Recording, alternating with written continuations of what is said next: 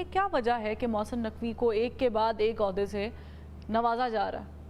ये हुकूमत कर रही है क्योंकि बज़ाहिर तो गवर्नमेंट ही बैठी है, लेकिन मुझे लग रहा है वो भी बेबस है। नहीं, गवर्नमेंट तो बराए नाम गवर्नमेंट है, ये तो बेसिकली दिखावा है। और मोहसिन नकवी साहब सही मानों में हुक्मरान है।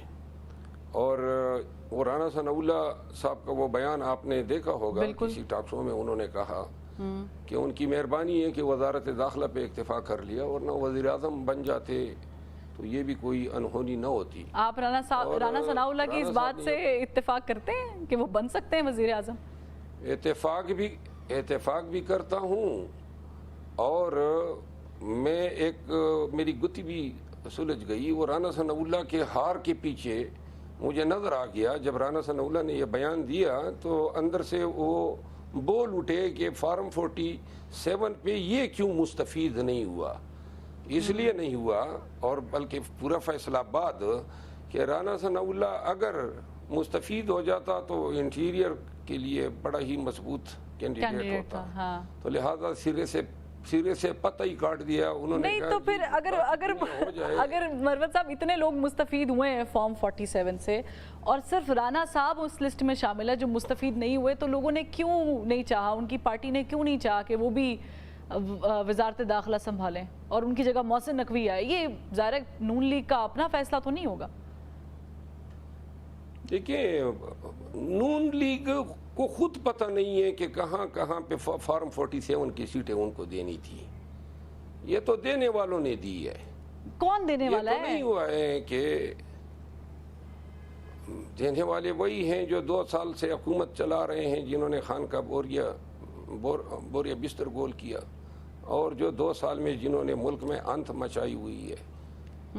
ये आप देख नहीं रही हैं कि, लेकिन एक चीज़ है कि जब जुल्म जो है ना वो हद दर्जा चा जाए तो इंसाफ की चमक जो है ना वो बहुत बढ़ जाती है। इसीलिए सुप्रीम कोर्ट के ये जो 7 मेंबर लार्जर बेंच हैं, इसकी तरफ अब पूरी कौम की नजरें उठी हुई है। अच्छा, मुझे जी ये मैंडेट का चोरी हो जाना ये बेसिकली पूरे आईन से गद्दारी है। ये पूरे पाकिस्तान के सालिमियत के साथ, जमहूरियत के साथ, रियासत और वफाक की वहदानियत से इनकार है इस तरीके से। तो लिहाजा अब सुप्रीम कोर्ट ने ये देखना है कि वाकई ये 2 सालों में निज़ाम अदल को मफलूज रखा गया था इन्हीं हथकंडों से, जिन हथकंडों की निशानदेही उस जज साहिबान के खत में की गई है। हाँ, और वो जज साहिबान वाले खत वाले मामले को भी डिस्कस करेंगे, लेकिन मरवत साहब मुझे बताएं कि ईद के बाद क्या प्लान क्या है? आप लोग सड़कों पे निकल रहे हैं, क्या कर रहे हैं?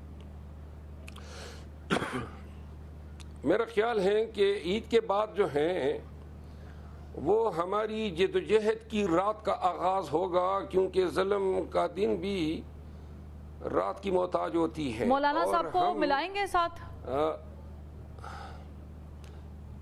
मौलाना साहब को मिलाने न मिलाने का फैसला तो खान साहब का होगा, और जो हालात नज़र आ रहे हैं, क्योंकि वो असद कैसर साहब ग्रैंड अलायंस पे काम कर रहे हैं। मेरा ज़्यादातर काम जो है वो है एहतजाज पे, पीटीआई के एहतजाज पे, ग्रैंड अलायंस के फोरम पे नहीं। अब लगता ये है कि अगर ग्रैंड अलायंस बन जाती है तो एहतजाज भी हमारा मुश्तरक का होगा, तो लिहाजा हम अपने एहतजाज को भी ग्रैंड अलायंस के ताबे बनाएंगे। लेकिन बहरहाल जो भी हो, मैं ये ज़रूर कहना चाहूँगा कि खान और पीटीआई को ज़रूरत है एक इंतहाई मजबूत और कामयाब एहतजाज की। सही है। और मुझे अवाम को निकालना है। हाँ जी, शॉर्टली मुझे ये भी बताइएगा, बुशरा बीबी को जहर देने वाला मामला हुआ, फिर मेडिकल रिपोर्ट्स भी सामने आई, वो मामला तो बिल्कुल ख़त्म हो गया कि ऐसा कोई ताल्लुक नहीं है, ऐसे कोई चीज़ नहीं हुई। खान साहब के बारे में क्या ऐसी कोई रिपोर्ट्स हैं, कोई उनकी जान को ख़तरा, या बुशरा बीबी को स्टिल कोई है ऐसा प्रॉब्लम? देखिए, खान साहब की जान को ख़तरा तो था, जब वो बाहर भी थे तो उन पर अटैक्स हुए, गोलियां लगी उनको, और फिर उनकी गिरफ्तारी, फिर जिन हालात में इनको पहले अटक में रखा गया, फिर अडियाला, और फिर उनके खातून खाना को गिरफ्तार किया गया। पाकिस्तान तहरीक इंसाफ जो है वो इंतहाई शकूक व शुबहात के साथ देखती हैं खान साहब के हवाले से जो भी मेजर्स उठाए जाते हैं, क्योंकि वो कहते हैं ना दूध का जला छाछ भी पूंग पूंग कर पीता है। तो ये खान साहब की जो ज़िंदगी है उस हवाले से हम मुतमईन नहीं हैं जितने भी मेजर्स हैं। और खान साहब जो हैं अल्लाह का फ़ज़ल हैं, कौम की दुआएं हैं कि वो अल्लाह ने जो है उनका साया पार्टी पे बदस्तूर कायम रखा हुआ है। लेकिन ये सिर्फ महज इल्ज़ामात नहीं है, इनके पीछे 2 साल के तमाम वाक़यात का अहाता करना होगा। अभी आपके खैबर पख्तूनख्वा काबीना के लोग इफ्तार डिनर में मिले हैं, एस्टेब्लिशमेंट के साथ राब्ते भी उनके हो रहे हैं। इन राब्तों से घबराना नहीं चाहिए आपकी पार्टी को? मैं खुद ज़ाती अगर मेरी राय कह लें तो मैं तो नहीं समझता हूँ कि पूरी काबीना को कोर कमांडर के पास ले जाना इन हालात में कोई मुनासिब था। लेकिन चूँकि वज़ीर आला साहब अपने मामलात खुद देखते हैं और केपी में जो अमन अमान की सूरत हाल हैं, तो गवर्नमेंट और अस्करी क़यादत का वहाँ पे एक पेज पे होना भी ज़रूरी है।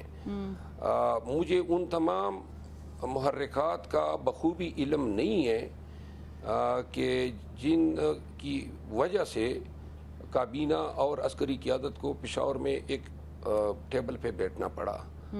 लेकिन ज़रूरत इस अमर की है कि अगर बदामनी के लिए ये बैठे हैं और मसाइल के हल के लिए बैठे हैं, इसमें कोई मज़ाक़ा नहीं है। ठीक। अदरवाइज़ जो हैं, जो हमारे हालात हैं और जो हमारी पोजीशन है, इन हालात में जो है ज़्यादातर हमें बिज़नेस पे फोकस करना चाहिए कि सिर्फ हालात जो हैं, ताल्लुकात जो हैं, वो सिर्फ हुकूमती बिजनेस तक महदूद रहे। ठीक है। और इस पे वैसे खान साहब वाला भी आंसर है कि उनको उनके साथ कोई बातचीत होनी चाहिए, नहीं होनी चाहिए। सुन्नी इत्तेहाद काउंसिल में मैं अगेन ये सवाल ज़रा बहुत दफ़ा आपसे पूछा गया होगा, लेकिन फिर भी क्लैरिफाई कर देंगे, ये फैसला सोली किसका था? सुन्नी इत्तेहाद काउंसिल जो है वो फैसला तो अल्टीमेटली खान साहब ने किया है ना। At the end of the day जब ये फैसला हुआ कि असल में केपी में जो आइडियल पोजीशन थी वो थी परवेज़ खटक की जो पार्टी थी, उन्होंने पूरी पार्टी जो है पीटीआई के हवाले करने पे इत्तेफाक किया। और अगर वो बात मान ली जाती सही तो खैबर पख्तूनख्वा से रिज़र्व सीटें जो थी और सूबाई असम्बली में और कौमी असम्बली में और मिनारिटी सीट, ये गैर मुतनाज़ा रही थी। लेकिन परवेज़ खटक के हवाले से इतनी नफ़रत फैली हुई थी और महमूद खान के हवाले से कि उस स्कोर को सेटल करने में जो है हम इन सीटों से आत गंवा बैठे।